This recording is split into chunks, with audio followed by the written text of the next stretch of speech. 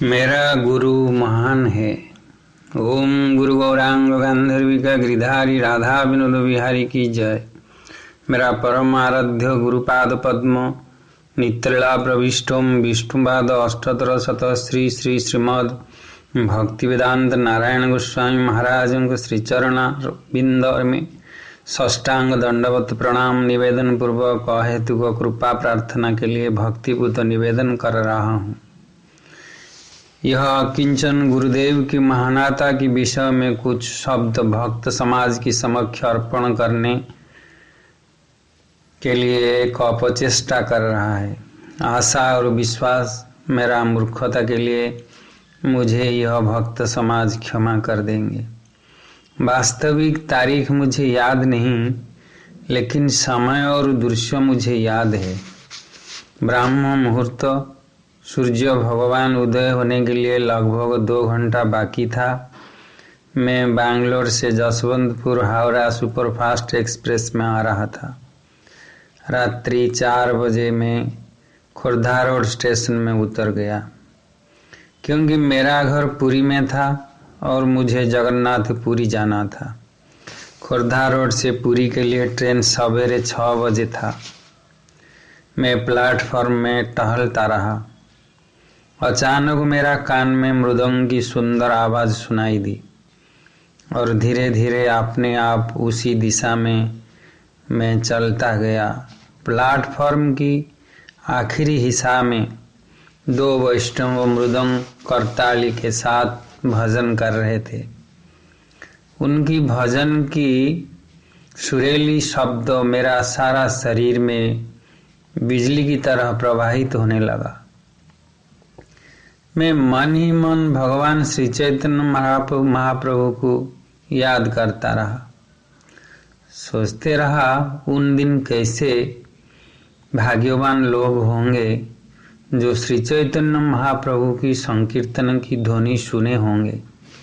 और बहुत कुछ समुद्र की तरंग की तरह मेरे कान में आ रहा था।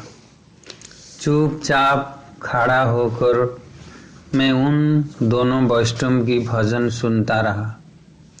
कुछ देर के बाद उन लोग भजन समाप्त किए। मैं उत्कंठा के साथ कुछ पूछने की इच्छा कर रहा था। मेरे से रुका नहीं गया। मैं पूछा, आप प्लेटफॉर्म छोड़कर इधर भजन क्यों कर रहे हैं?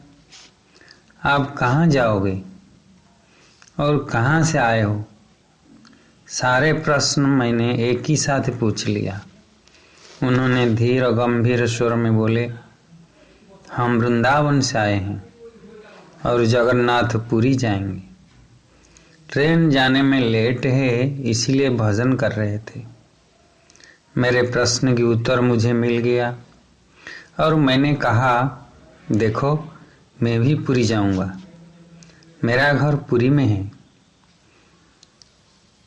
मेरी बात सुनकर उन दोनों बहुत खुश हुए और उन दोनों उपदेश देकर कहने लगे, आप हमारा आश्रम में आइए।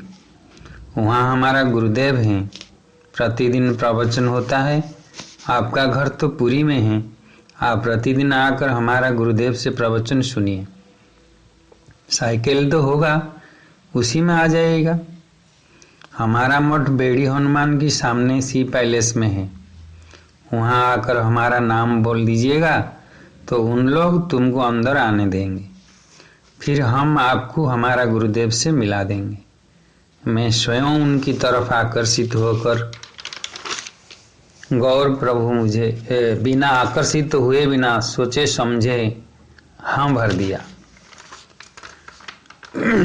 स्वयं उनकी तरफ आकर्षित होकर बिना सोचे समझे मैं हाँ भर दिया। मैं भारत की सीमांत रखी वाहिनी में कार्यरत हूँ। मेरा पद भी सबऑर्डिनेट ऑफिसर है। मेरा कार्य अत्यंत कठोर और निर्मम है। फिर भी मेरे ऊपर गुरुदेव की असीम कृपा था, जो मुझे वैष्णव दर्शन हुए। उन वैष्णव की बातों ने मेरा दिल दिमाग को एक अलग रास्ता दे दिया। मुझे उस ब्राह्म मुहूर्त में अनुभव हुआ था। स्वयं श्री चैतन्य महाप्रभु मुझे कह रहे हैं कि तुम गुरुदेव की पास जाओ, तुम्हारा पुण्य उदय हो गया है। मैं नदी की प्रखर स्रोत में बह जाने वाली सूखा लकड़ी की तरह अपने आप बहते चला गया। ट्रेन चला, हम लोग पुरी में पहुँचे। उन वैष्णव उनकी आश्रम में चला गए। मैं मेरा घर आ गया। रात हुआ, मैं सोचते रहा कब सवेरे होगा और मैं उनकी गुरुदेव से मिलूँगा। समय उसकी रफ्तार में आगे चला गया और सवेरे भी हुआ। मैं तैयार होकर बताए हुए मठ में पहुंच गया। एंट्रांस में पहुंचकर पूछा, गौरांग प्रभु कहाँ मिलेंगे? कोई मेरा प्रश्न तो सुना, लेकिन बिना उत्तर वो चला जाते थे। हठात एक फॉरेन लेडी दिखाई दिया। मैं पूछा, गौर प्रभु कहाँ मिलेंगे? वो लेडी मुझे गौर प्रभु के पास पहुंचा दिया।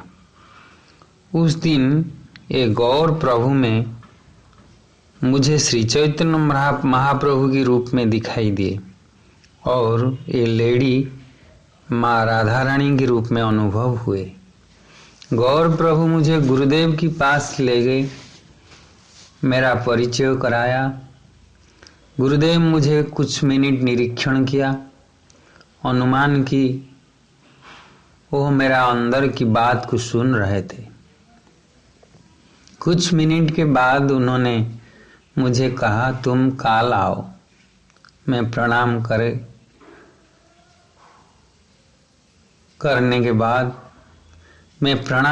के बाद वहाँ से आ गया। मेरा साथ गौर प्रभु भी थे।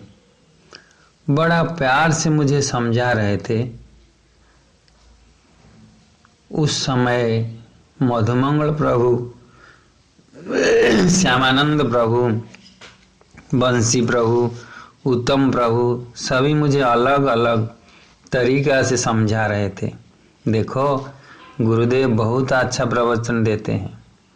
आप जब तक छुट्टी में हो प्रतिदिन आकर प्रवचन सुनो। उसके बाद में प्रसाद लिया और घर लौट आया। मुझे मालूम नहीं था मठ मंदिर में कुछ लेकर जाना चाहिए। मैं तो खाली हाथ गया था, लेकिन मैं जब लौटा तो मेरा पांव से लेकर सिर तक एक प्रेम की स्रोत प्रवाहित हो रहा था। मुझे लगा इस दुनिया से उस दुनिया संपूर्ण अलग है। इस सुख का हिस्सादार सभी हैं, पर यहाँ दुख की हिस्सादार कोई नहीं है। कोई लेना भी नहीं चाहता, लेकिन वहाँ सभी प्रेम में डूबे हुए हैं। जब सभी प्रेम में डूबे हुए हैं तो कौन किसके लिए किसका हिस्सादार बनेगा? रात भर में कई कुछ सोचते रहा। जैसे मुझे माँ राधा रानी की प्रेम, श्री कृष्ण की बांकी माँ अमृति मुझे बुला रहा था। घर में कई प्रश्न कर रहे थे, लेकिन मुझे तो नशा हो गया था उस वैष्णव प्रेम का। मैं घर से साइकिल निकाला और मठ में पहुंच गया। सभी वैष्णव को प्रणाम किया और उन लोग मुझे गुरुदेव के पास ले गए। मैं वज्रासन में बैठा था। गुरुदेव मुझे बोले, ठीक से बैठो। उनकी ये शब्द अभी भी मेरे कान में गूंज रहा है, क्योंकि जब कोई काम करता हूँ मेरे मन कहता है कहीं कोई गलती तो नहीं, कहीं कोई गलती तो नहीं हो रहा है। तब यह बात मुझे याद आ जाता है, ठीक से करना है। मेरा छोटा सा ज्ञान में गुरुजी की हर बात उस क्षण के लिए नहीं होता, वो तो आपको सुधारने के लिए, कदम कदम पर मदद करने के लिए जीवन पर्यंत होता है। मेरा छोटा सा ज्ञान में गुरु जी की हर बात उस क्षण के लिए नहीं होता, वो तो आपको सुधारने के लिए, कदम कदम पर मदद करने के लिए जीवन पर्यंत होता है।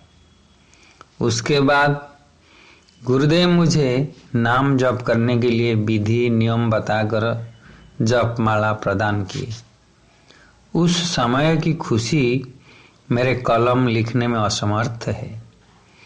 इतना ही मान लो कि मुझे नया जीवन गुरुदेव दान कर दिए।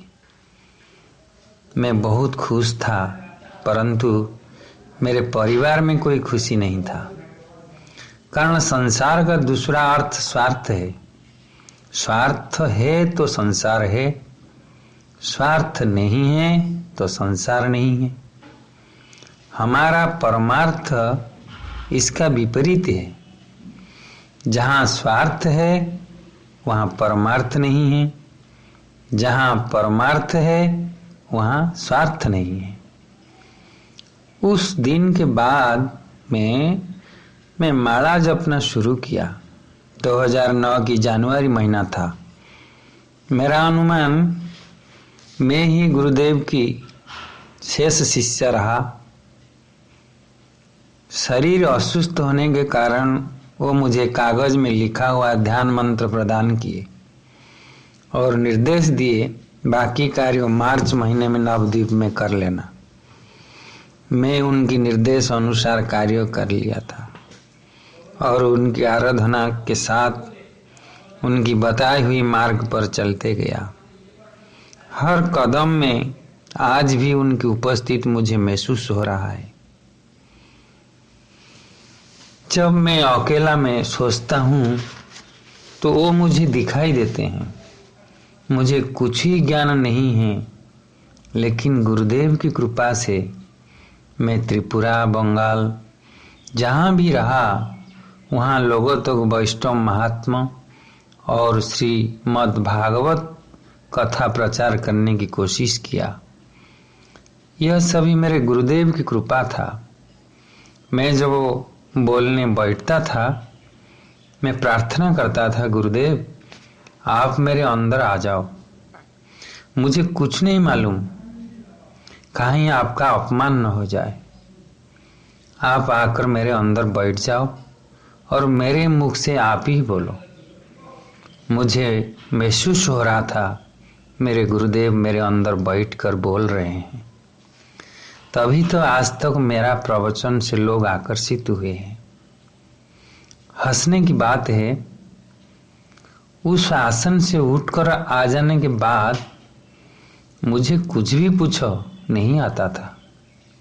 कितना दयालु है गुरुदेव मेरा, कितना महान है। अनपढ़ अज्ञानी महापापी को भी कृपा करने में वो देर नहीं लगाते। फिर भी हम कितने मूर्ख हैं, उन्हें याद करने के लिए हमारा पास समय नहीं होता। मेरे शिक्षा गुरु श्री श्रीमद् भक्ति वेदांत बोधायन महाराजों को मैं अशेष प्रणाम करता हूँ कि मुझे जहाँ भी समस्या हुई वो उसका समाधान वो मुझे बता दिया करते थे। तत्पश्चात मैं श्री उत्तम प्रभु को विनम्र प्रणाम निवेदन पूर्वक अशेष अशेष धन्यवाद देता हूँ कि वो मेरा कलम को संसार कहानी लिखने की परिवर्ते भगवान को और भक्तों की कहानी लिखने के लिए दिशा निर्देश किए। गुरु जी की महानता मेरा कलम लिखने को असमर्थ है। जो असीम अनादि अनंत, उनका बारे में भला ये अज्ञानी महामूर्ख प्रकाश क्या लिख सकता है, क्या बोल सकता है। बस यही प्रार्थना कर सकता है कि सदा ये दास र अपराध को क्षमा करके उनकी चरण की दास रहने की कृपा करें। उनकी चरण की दास रखने की अशेष कृपा करें, यही मेरा विनम्र प्रार्थना। अज्ञानतिमिरान्धकारस्य ज्ञानजनो शलाकया चक्षुरुन्मीलितं येन तस्मै श्रीगुरुवे नमः। वाञ्छाकल्पतरुभ्यश्च कृपा सिन्धुभ्य एव च पतितानां पावनेभ्यो वैष्णवेभ्यो नमो नमः। अनंत कोटि वैष्णव वृंदों को, समागत भक्त वृंदों को ये अधमर कोटि कोटि साष्टांग दंडवत प्रणाम स्वीकार हो। जय गुरुदेव।